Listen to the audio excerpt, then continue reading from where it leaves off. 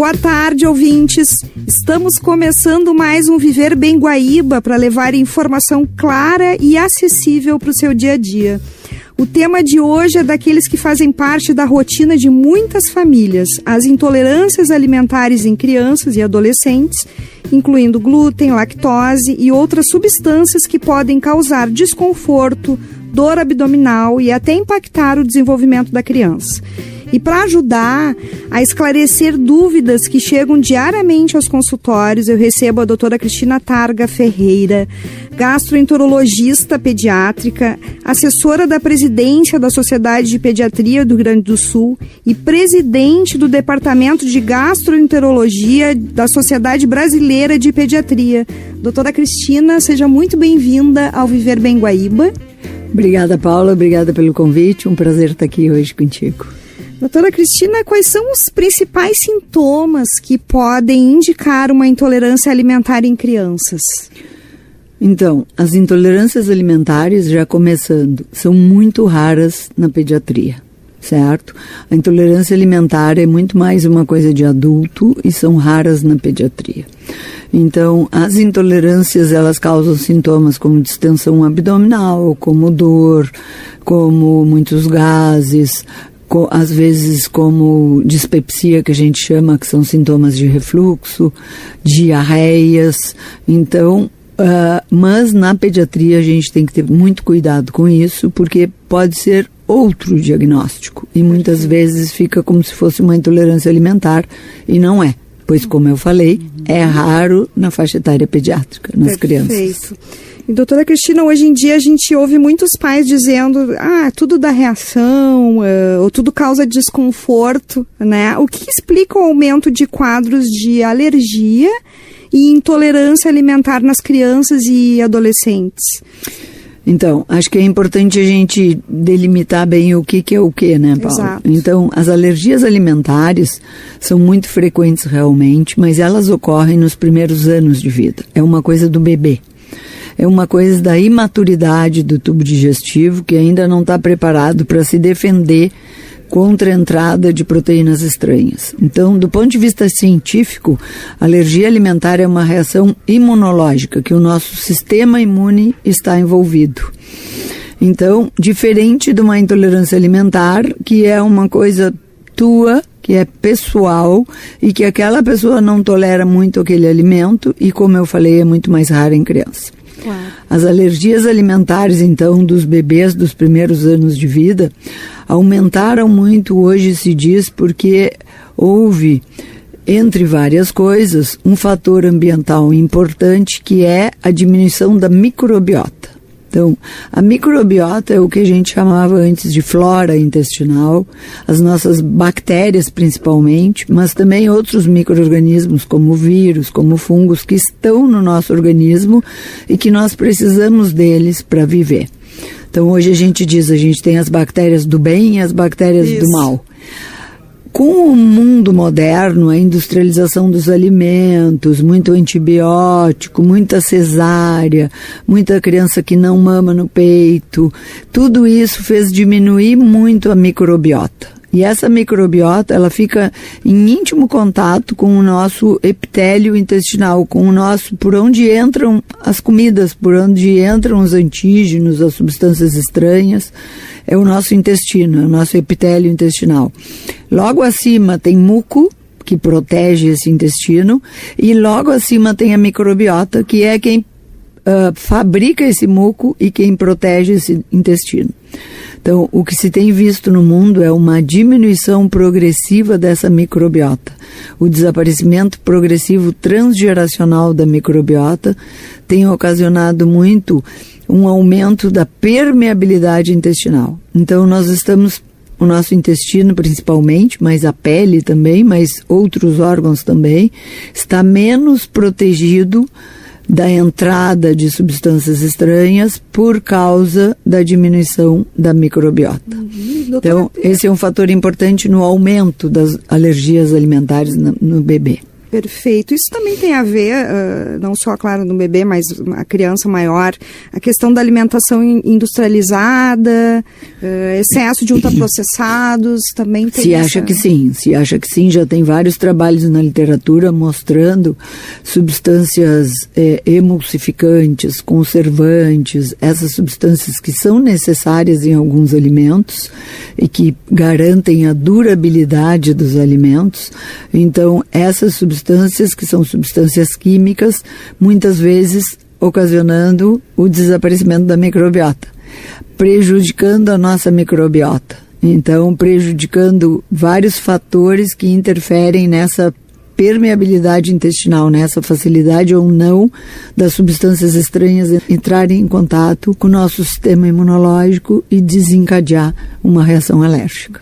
E a questão genética, como é que ela entra? A genética é importante, são sempre crianças que têm uma predisposição genética. Então, se tu é de uma família alérgica, que todo mundo tem asma, dermatite atópica, a chance de ter alergia alimentar é maior.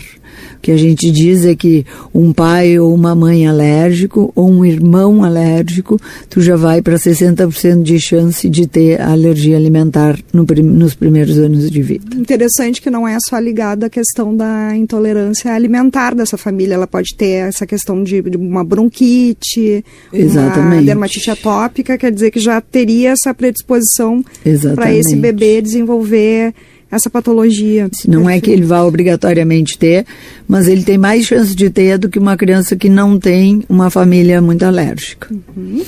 E agora um ponto importante, né? Diante desses sintomas persistentes, como é que o médico investiga esses casos, né? Para poder distinguir da questão genética, se é uma intolerância passageira, vamos dizer assim. Como é que é feito esse diagnóstico? Então vamos lá, a gente tem que fazer vários conceitos prévios para chegar nesse ponto, para chegar no diagnóstico. Então a primeira coisa, as alergias alimentares nos primeiros anos de vida, que eu falei, são por uma permeabilidade intestinal aumentada, por uma imaturidade maior do tubo digestivo, elas se classificam em alergias IgE mediadas, que é a substância que pega o antígeno quando ele entra lá no teu intestino, e essa é uma alergia imediata.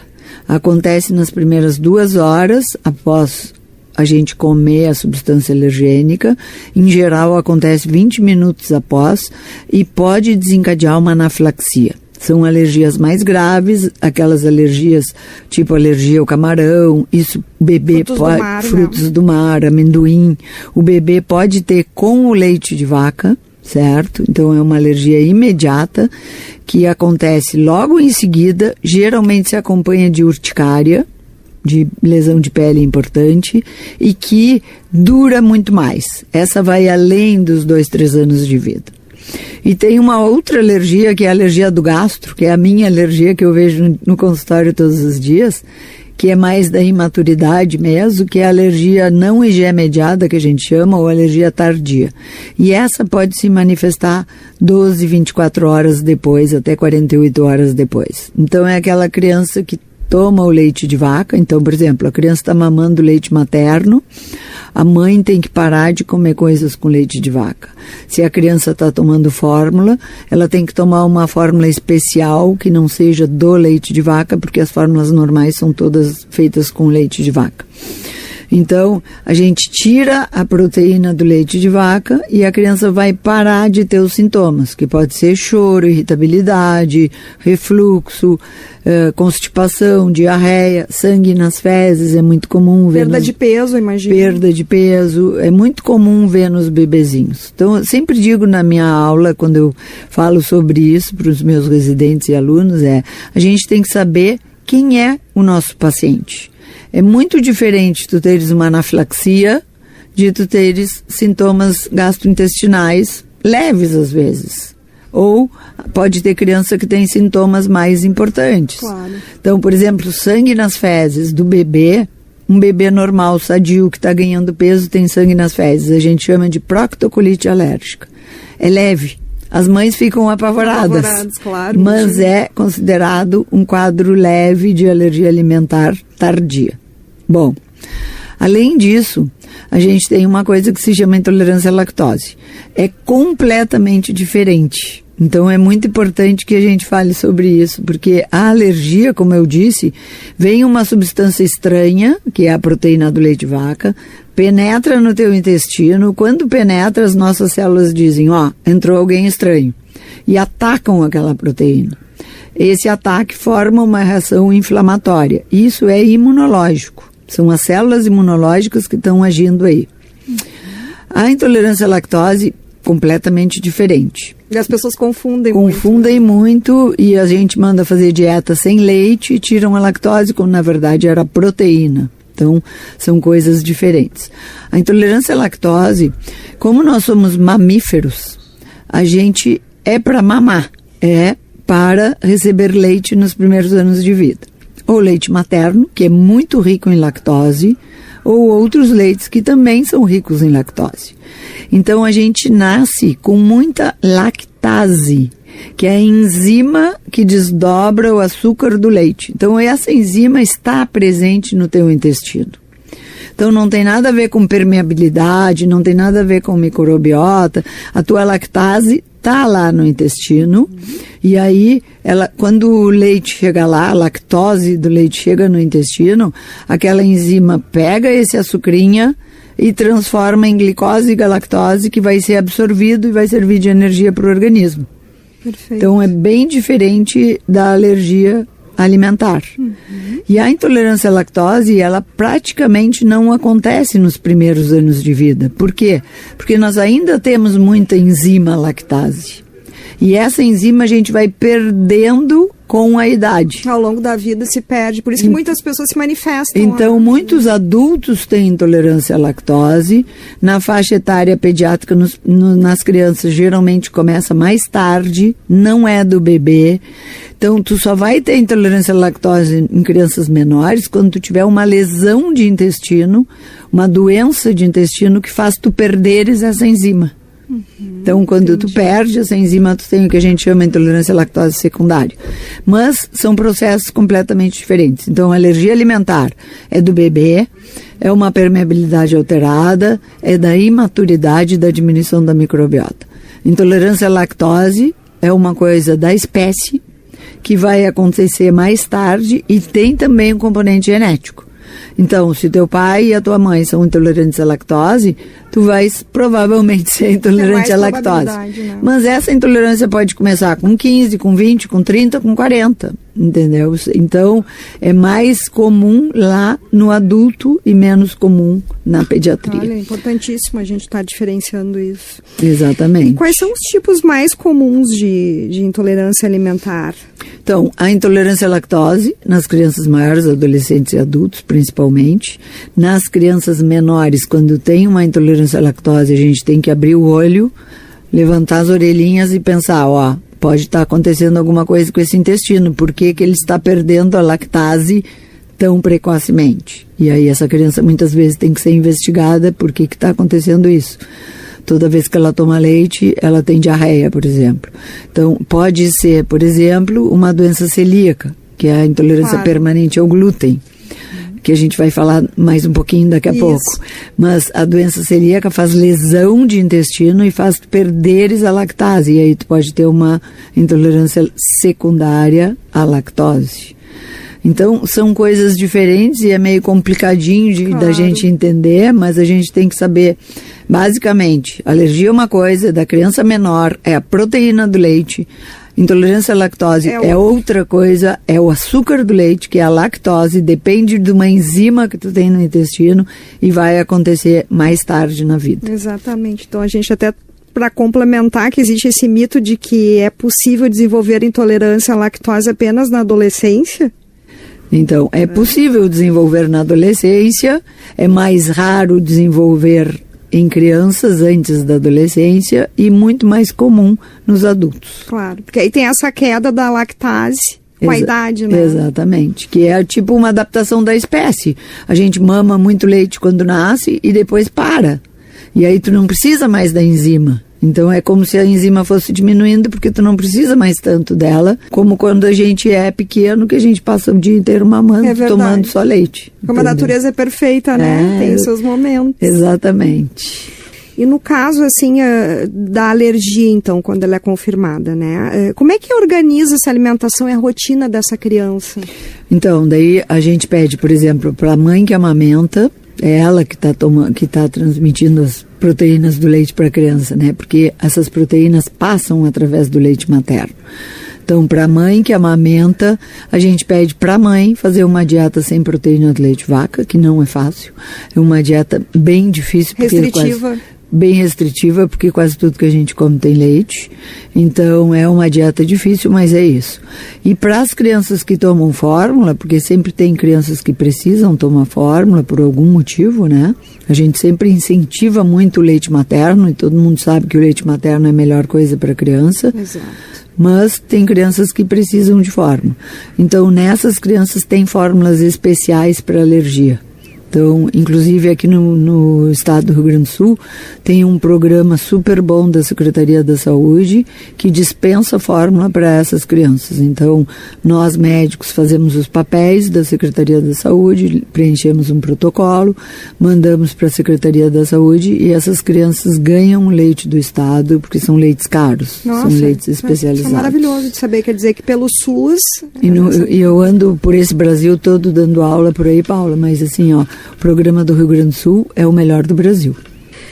E no caso depois de que a alergia e a intolerância é diagnosticada, né, quais são as principais recomendações que a família deve seguir, né? Controlar a questão dos rótulos, acompanhamento, substituições saudáveis, cuidado com dietas restritivas sem orientação. Exatamente. Então, primeira coisa é, de novo, quem é o nosso paciente? Quem é o teu filho? Que tipo de alergia ele tem? Ele tem uma alergia que traz anafilaxia ou ele tem uma alergia tardia com sintomas gastrointestinais?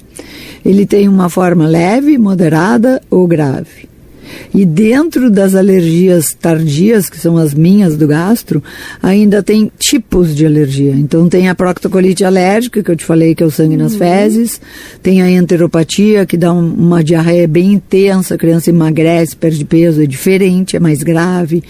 Tem uma que a gente chama de FPAS, que é da sigla em inglês, que é uma síndrome da enterocolite, que dá muitos vômitos na criança. A criança faz uma reação como se fosse uma anafilaxia, mas sem lesão de pele. E acontece depois das 2 horas, geralmente. Então, essas são formas mais graves. A proctocolite, o bebê que chora, que reclama, que é irritado, são formas mais leves. Então, tu fazes a dieta de exclusão e isso também vai interferir o tipo de alergia que teu filho tem, vai te dizer se tu vai ficar mais tempo ou menos tempo em dieta de exclusão. Então, às vezes a gente vê dietas exageradas por muito mais tempo do que precisa. Por exemplo, a proctocolite, a gente já pode fazer o TPO, que é o teste de provocação, 3 meses depois da criança estar bem. O FPAS, que é esse outro da enterocolite, dos vômitos, só vai fazer quando a criança tiver 1 ano, às vezes 2. Então, são muito diferentes, entendeu? Então, e as dietas de exclusão, tem uma coisa que é básica. Sempre que tu fazes dieta de exclusão, seja pelo que for, a tua dieta vai ficar carente em muitas coisas. Então, a gente tem que ter um apoio da Nutri, um apoio de alguém que entenda dessas dietas, para não restringir coisas que eram necessárias e a criança ficar carente naquelas coisas. Claro, até problema de desenvolvimento, né? Então, na criança é muito importante o crescimento e o desenvolvimento, que as dietas restritivas vão influenciar muito, né? Então, isso é uma coisa fundamental. E as mães que estão amamentando também, né? Quando tu vê, elas tiraram tudo da dieta, não estão comendo nada, estão comendo uma folha de alface, entendeu? Então, a gente tem que ficar muito atento a isso, vendo muito o que está acontecendo e como são feitas essas dietas. E essa questão do diagnóstico, né? Quais são os testes mais usados no caso das intolerâncias? Eles são confiáveis? Por exemplo, esse teste de hidrogênio expirado, exames específicos, e até falar dos riscos dos testes de intolerância vendidos pela internet. Então, vamos falar agora um pouco de intolerância. Mas, Paulo, olha só, que o nosso ouvinte esteja atento. Estamos falando agora de intolerância, que Exatamente. É diferente da alergia. Então, alergia é uma coisa e agora a gente vai falar da intolerância. Então, a intolerância, como eu falei, é rara nas crianças. É bem rara nas crianças. E existe intolerância à lactose, existe intolerância ao glúten, existe intolerância à frutose e a outros açúcares, como por exemplo a sacarose. Então, tem crianças, por exemplo, que tomam muito suco e aí tem diarreia, porque o suco tem muita frutose. Então, a gente recomenda diminuição. Tomam suco, tomam água de coco, tomam não sei o que, não tomam água e tomam só coisas que têm frutose. Então, acabam fazendo uma intolerância e tendo sintomas, como diarreia, distensão, dor abdominal. A intolerância ao glúten, e essa sim, que é muito comentada, mas essa é a mais rara de todas na infância. Então, em criança é muito, muito raro, porque existem outras doenças. Existem o que a gente chama hoje de doenças funcionais. Aí eu posso vir outro dia, Paulo, para conversar contigo. Nós vamos conversar muito, é muita coisa pra gente falar. Tem uma coisa hoje que se chama doenças da interação do cérebro e intestino. Que é muito legal isso. Isso é a neurogastroenterologia. Olha só. Que está sendo uma coisa nova para nós, assim, no primeiro mundo já é falado há bastante tempo, mas a gente está vendo, como sempre as coisas chegam depois aqui, né? Então, isso também está chegando agora. Então, tem muita gente que tem dor de barriga, intestino irritável, diarreia, constipação, até náuseas, sintomas de refluxo, e que não tem nenhum exame positivo. Então, essas doenças são ditas funcionais, que hoje não se quer mais que diga funcional, mas que se diga doenças da interação do eixo cérebro-intestino. Porque se sabe hoje que há toda uma comunicação entre o cérebro, o intestino e a microbiota. Exato. Que podem causar esses sintomas. Então, não quero entrar muito aqui, porque senão a gente não para mais. Segundo cérebro, como se diz, o segundo cérebro. Eu que sou gastroenterologista, acho que o intestino é o primeiro cérebro, que é mais importante que o próprio cérebro. Para a obesidade se fala muito. Muito, né? muito. Então, obesidade, doença de Parkinson, Alzheimer, todas essas coisas têm que ver com o eixo cérebro-intestino e com a neurogastroenterologia. Mas isso se confunde muito com intolerâncias. Exato. Então, as famílias botam muito a culpa na comida e muitas vezes não é. Exato, por isso que eu quis trazer esse tema à tona. Então, muitas vezes a gente se passa nas dietas, se passa nas restrições, faz coisas que não são necessárias, quando na verdade o que está acontecendo é uma doença da interação do cérebro-intestino. Então, isso que a gente tem que cuidar. Em relação aos diagnósticos, existem muitos testes fakes que não nos levam a nada. Então, existem testes caríssimos que dão o que tu vai fazer e te dá alergia a tudo, quase que tu não pode mais respirar, não pode comer nada. Exatamente. Então, esses testes não são aprovados do ponto de vista científico. Existem os testes chamados IgGs também. Eu falei antes que o teste o que dá alergia é IgE, nas imediatas. Então, se faz testes IgG, também não tem nenhum valor testes científico. Laboratoriais, né? Testes laboratoriais, testes. O teste do hidrogênio expirado é um teste usado para doenças funcionais e para o que a gente chama sobrecrescimento bacteriano. É quando tu tá... Hoje tudo gira muito em torno da microbiota. Então, quando tu tá com a tua microbiota desregulada, desequilibrada, e tu faz um sobrecrescimento, um supercrescimento das bactérias do mal e diminuem as bactérias do bem. Então, tu tá com um sobrecrescimento bacteriano. E, doutora Cristina, a intolerância alimentar, ela é para sempre ou ela pode melhorar com o tempo? A intolerância alimentar, como tudo na vida, Paula, e eu que eu digo, é quando a gente vai ficando mais velho, vai piorando e não melhorando. Então, geralmente, a intolerância, que é intolerância realmente, ela tende a permanecer ou às vezes até piorar. Mas tu pode melhorar isso melhorando as tuas coisas de saúde, melhorando a tua microbiota, melhorando a tua alimentação, a imunidade, né? Melhorando a tua imunidade através... Hoje se sabe, como se já se dizia lá do tempo de Hipócrates, que o que tu comes é o teu remédio, que a tua alimentação é a base da tua saúde, e hoje isso está super bem fundamentado.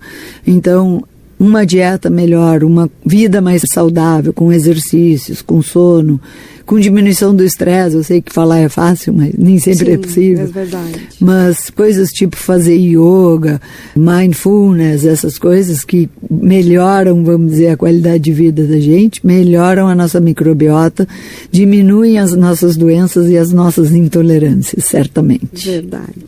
Perfeito, doutora Cristina. A gente tem que fazer novos encontros aqui, porque tem muita coisa ainda falar pra sobre desdobrar. Microbiota, sobre eixo cérebro-intestino. Vai ser o nosso próximo encontro. Doutora Cristina, muito obrigada pelos esclarecimentos importantes aqui sobre intolerância alimentar, alergia alimentar, que fazem parte da realidade de muitas famílias, né? E informação confiável é fundamental para garantir o cuidado correto sem restrições desnecessárias. Obrigada Paula. Eu que te agradeço essa oportunidade de estar aqui hoje. E o que eu queria falar um pouco é sobre essas informações ruins que a gente tem tido na internet, nas redes sociais, né? Então, consulte o seu pediatra, consulte a Sociedade de Pediatria, veja bem da onde que está saindo a informação, antes de acreditar tudo que está na rede social, porque nem sempre é verdade, muitas vezes são exageros. Exatamente. Obrigada, Paula. Eu que agradeço, doutora. Vamos buscar a informação no local correto. Exatamente. Vamos ouvir o Viver Bem. E você, ouvinte, se você perdeu algum trecho dessa entrevista, o link estará disponível no Spotify da Rádio Guaíba. E não saia daí, no próximo bloco seguimos com mais informação de saúde para você e sua família.